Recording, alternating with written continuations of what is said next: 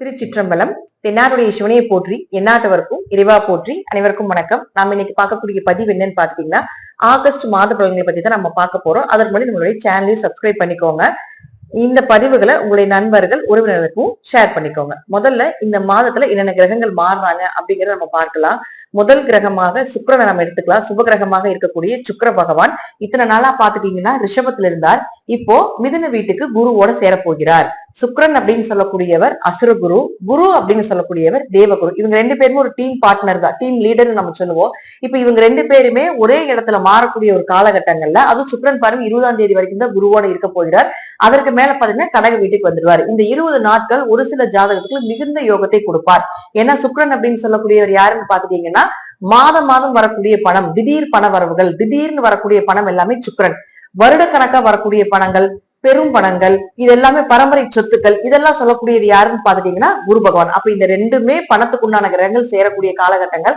ஒவ்வொரு ஜாதகத்துக்கும் ஒரு ஜாதகம் சிலருக்கு அள்ளி கொடுத்துட்டு போயிருது, ஒரு சிலருக்கு பாத்துட்டீங்கன்னா ஓரளவுக்கு யோகத்தை கொடுக்கக்கூடிய அமைப்பை கொடுக்குது. இது யாருக்கு அப்படிங்கறத நம்ம முதல்ல பார்க்கலாம். அடுத்தது பாருங்க சூரியன். இந்த சூரியன் அப்படின்னு சொல்லக்கூடியவர் 16ஆம் தேதிக்கு மேல கேதுவோட சேர போகிறார். அப்ப சூரியன் கேது சேர்க்கை அப்படிங்கிறது முழுக்க முழுக்க நம்ம ஜாதக ரீதியா சொல்ல போகணும் அப்படின்னு பாத்துட்டீங்கன்னா கடுமையான தந்தை வழியிலிருந்து வரக்கூடிய பித்ருதோஷம் அப்படின்னு நாம சொல்லுவோம். அப்போ யாருக்கெல்லாம் சூரியன் கேது சேர்க்கை இருக்கின்றதோ, யாருக்கெல்லாம் சூரியன் ராகு சேர்க்கை இருக்கின்றதோ, இதனுடைய பார்வைகளும் இருக்கலாம், நேருக்கு நேர் பார்வைகளும் இருந்தாலும் இந்த பலனை கொடுக்கும். இவர்கள் எல்லாம் கொஞ்சம் கவனமாக இருக்க வேண்டும். தந்தை விஷயத்துல, தந்தையினுடைய ஆரோக்கியத்துல, உங்களுடைய சூரியன் உங்க ஜாதகத்துல என்ன பாவகத்தை வாங்கியிருக்கிறோ அது சார்ந்த விஷயத்திலயும் கொஞ்சம் கவனமா இருக்கணும். இதுல இன்னும் பொதுவா நம்ம சொல்ல போனோம்னா சூரியன் அப்படின்னா அரசியல்வாதிகள், கேது அப்படின்னா சர்ப்பம், விஷத்தை கொட்டக்கூடிய கிரகம், ஆன்மீக கிரகம் அப்படின்னு நம்ம எடுத்துக்கலாம். தடை தாமதங்கள் இதெல்லாம் நிறைய கொடுக்கக்கூடியது யாருன்னா இந்த கேதுதான். அப்ப சூரியன் 16ஆம் தேதிக்கு மேல பாத்துட்டீங்கன்னா கேதுவோட சேரப்போகிறார். இந்த காலகட்டங்கள்ல அரசியல்வாதிகளுக்கு ஒரு பிரச்சனைகளை ஏற்படுத்தி கொடுக்கிறது, அரசு சம்பந்தப்பட்ட வேலையில் இருக்கக்கூடியவர்களுக்கு, அரசு துறையில எக்ஸாம் எழுதக்கூடியவர்களுக்கு, அல்லது அரசியல்வாதிகளுடைய தொடர்புல இருக்கக்கூடியவர்களுக்கு, இவர்கள் எல்லாமே ரொம்ப கவனமாக இருக்க வேண்டும். பொதுவாக இந்த ஒரு மாத காலங்களும் பாத்துட்டீங்கன்னா இந்த சூரியனும் கேதுவும் சேரக்கூடிய காலகட்டங்கள்ல இது சார்ந்த துறையில் இருக்கக்கூடியவர்களுடைய குடும்ப ரீதியாக, தொழில் ரீதியாக, மக்கள் ரீதியாக மிகுந்த பிரச்சனைகளை சந்திக்கக்கூடிய ஒரு சூழ்நிலைகள் வரும். அப்ப யாருக்கு அக்யூரேட்டா வரும் அப்படின்னு பாத்தீங்கன்னா இந்த சூரியன் கேது சேர்க்கை இருக்கக்கூடியவர்களுக்கும் சூரியன் ராகு சேர்க்கை இருக்கக்கூடியவர்களுக்கும் இருக்கும். அதனால இந்த சேர்க்கையெல்லாம் உங்க ஜாதகத்தில் இருந்தாலும், நீங்க இந்த துறையில இருந்தாலும் இல்லாட்டியும் கொஞ்சம் இந்த காலகட்டங்களை கவனமாக இருந்துக்கோங்க. அடுத்தது பாருங்க, உங்களுக்கு செவ்வாய் அப்படின்னு சொல்லக்கூடியவர் இத்தனை காலகட்டங்களாக சூரியன் கேதுவோடு இருந்துட்டு இருந்தார். இப்போ அவர் கன்னி வீட்டுக்கு வந்துட்டார். நேரடி சனியினுடைய பார்வையில நிற்கிறார். சனி இத்தனை காலத்துல உங்களுக்கு பாருங்க வக்ரம் இல்லாம இருந்தார். சனி ஒரு ராசி கட்டத்துல இருந்து மாறுறதுக்கு 2.5 வருஷம் எடுத்துக்கிறாரு. இதுல வருஷத்துல 3 மாசத்துல இருந்து 5 மாதம் வரைக்கும் வக்ரகதி அடைகிறார். அப்ப இந்த வக்ர காலகட்டங்கள்ல இயல்பு நிலையிலிருந்து மாறி நடப்பார் அப்படிங்கறது அமைப்பு. உங்க ஜாதகத்துல சனி வக்ரமாக இருந்தால் மிகுந்த யோக பலனை கொடுத்தேதான் ஆக வேண்டும் அப்படிங்கிறது விதிக்கப்பட்டது. இல்ல சனி வக்ரமாக இல்ல அப்படின்னா கொஞ்சம் கவனமாக இருந்துக்கோங்க. பொதுவா 7.5 சனி, அஷ்டம சனி, அர்த்தாஷ்டம சனி, கண்டச்சனி இதெல்லாம் நடந்துட்டு இருக்கக்கூடிய ராசிக்காரங்க இந்த சனி வக்ரத்துல ரொம்ப ஓரளவுக்கு, அதாவது ரொம்ப பிரச்சனைகள் இருந்துட்டு இருப்பீங்க. இப்ப அந்த பிரச்சனைகள் எல்லாமே விலகி ஓரளவுக்கு நன்மைகளை கொடுக்கக்கூடிய அமைப்பை ஏற்படுத்தி கொடுக்கும். இப்ப சனியும் செவ்வாயும் நேருக்கு நேர் பாத்துக்கிறதுனால யார் ஜாதகத்துல சனி செவ்வாய் நேருக்கு நேர் பாத்துக்குதோ, அல்லது சனி செவ்வாய் சேர்க்கை இருக்குதோ, இல்லது செவ்வாய்க்கு பார்வைகள் உண்டு 4, 7, 8 இந்த இடத்துல செவ்வாயில இருந்து 4ஆம் இடத்துல, 7ஆம் இடத்துல, 8ஆம் இடத்துல சனி இருந்தாலும் சனி செவ்வாய் சேர்க்கை அப்படிங்கறத நம்ம சொல்லுவோம். அப்போ அந்த மாதிரி சேர்க்கை இருந்தாலும் கொஞ்சம் கவனமா இருங்க. அது சனி செவ்வாய் சேர்க்கை என்ன பண்ணா ஒரு போராட்டத்தை கொடுக்கும், கடுமையான முயற்சியை போட வைக்கும், கொஞ்சம் கொஞ்சம் ஃபெயிலியரை கொடுத்துரும், ஃபோர்ஸ் குணத்தை கொடுத்துரும். திடீர்னு கோவப்படுறது, திடீர்னு அழுகிறது, திடீர்னு ஏதாவது தூக்கி வீசுறது, இது போல திடீர்னு ஒரு ஃபோர்ஸா செய்யக்கூடிய எல்லா விஷயங்களும் இந்த சனி செவ்வாய் கொடுக்கும். இன்னும் நம்ம தனிப்பட்ட ஜாதத்துல பார்க்கும்பொழுது இன்னும் நம்ம முழுமையா எடுத்துக்கலாம். இப்ப பொதுவாக இந்த மாதத்துல இந்த கிரகங்கள் தான் மாற போறாங்க. அதனால உங்க ஜாதகத்துல இந்த கிரகங்கள் மாறக்கூடிய கட்டங்கள் என்ன அப்படிங்கறத பார்த்துட்டு நம்ம தனிப்பட்ட முறையில ஒவ்வொரு ஜாதகத்துக்கும் நம்ம அனலைஸ் பண்ணலாம். விருச்சிக ராசிக்கு உண்டான ஆகஸ்ட் மாத பலன்களை பத்தி நம்ம இப்ப பார்க்கலாம். விருச்சிக ராசியை பொறுத்த வரைக்கும் பாத்துட்டீங்கன்னா கடந்த ஒரு 3 மாத காலங்களாகவே நேரங்காலங்கள் கொஞ்சம் உங்களுடைய முயற்சிகள் எல்லாமே தடைப்பட்டு தான் இருக்கும் அப்படிங்கிற அமைப்பு உண்டு. ஏன்னா உங்க ராசி அதிபதி யாருன்னா செவ்வாய். செவ்வாய் போய் ஃபர்ஸ்ட் எங்க இருந்தாருன்னா இந்த இடத்துல நீசத்துல இருந்தார். இப்ப அடுத்தது பாத்துட்டீங்கன்னா இந்த கடந்த 1.5 மாசமா இப்போ கேதுவோட சேர்ந்து நிற்கின்றார். அப்ப செவ்வாய் கேது சேர்க்கை இருக்கும்பொழுது இந்த 1 மாசமா எப்படி இருக்கும் அப்படின்னு பாத்துட்டீங்கன்னா மனக்குழப்பங்கள், முயற்சிகள் தடைப்பட்டு போறது, மன சஞ்சலங்கள், குடும்பத்துக்குள்ள சின்ன சின்ன பிரச்சனை, ஒரு ஸ்டெப் அடுத்தது எடுத்து வைக்க முடியல, எது பண்ணாலும் தடையாகவே இருக்குது அப்படிங்கிற விஷயத்தை எல்லாமே இந்த கடந்த 1.5 மாசமும் உங்களுக்கு கொடுத்துட்டு இருப்பாரு. இப்போ அடுத்தது பாத்துட்டீங்கன்னா இந்த செவ்வாயானவர் பாருங்க உங்களுக்கு கன்னி வீடு, அதாவது 11ஆம் வீட்டுக்கு வந்துடுவார். இது உங்க ராசி, இது 11ஆம் வீட்டுக்கு செவ்வாய் வந்துடுவார். அப்ப இந்த காலகட்டங்கள் 11ஆம் இடங்கிறது லாபஸ்தானம், பண வரவை கொடுக்கக்கூடிய ஒரு இடம், சேமிப்பை சொல்லக்கூடிய ஒரு இடம், உங்களுடைய ஆசைகள் நிறைவேற்றக்கூடிய ஒரு இடம் அப்படிங்கிறது எல்லாமே இருக்கு.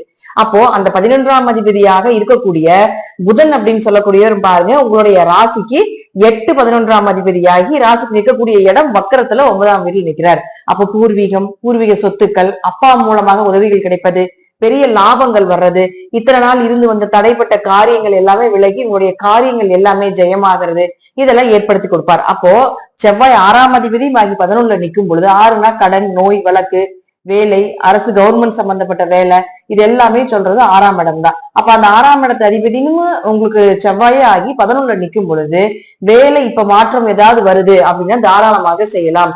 அது நல்ல லாபத்தை, இப்ப இருக்கின்ற லாபத்தை விட நல்ல லாபத்தை கொடுக்கக்கூடிய ஒரு வேலையா தான் இருக்கும். அதே போல நோய் ஸ்தானமும் பாத்துட்டீங்கன்னா உங்களுக்கு 11 அவரே ஆகிறார், செவ்வாயே ஆகிறார். அப்ப அதுல 11 இருக்கும்போது ஒரு நோய்க்கு நல்ல மருந்துகள், இப்ப ஏதாவது பெரிய கடன் இருக்கு அப்படின்னா அது தீர்றதுக்கு உண்டான ஏதாவது ஒரு மணி ஃப்ளோ ஆகுறது, கடன் அடைக்கக்கூடிய ஒரு காலகட்டங்கள் அப்படிங்கறது எல்லாமே நம்ம எடுத்துக்கலாம். அடுத்தது குருவை பொறுத்த வரைக்கும் பாத்துட்டீங்கன்னா 8ஆம் வீட்டுல இருக்காரு, சுக்கிரனோட சேர்ந்து 7ஆம் அதிபதியோட சேர்ந்து இருக்காரு.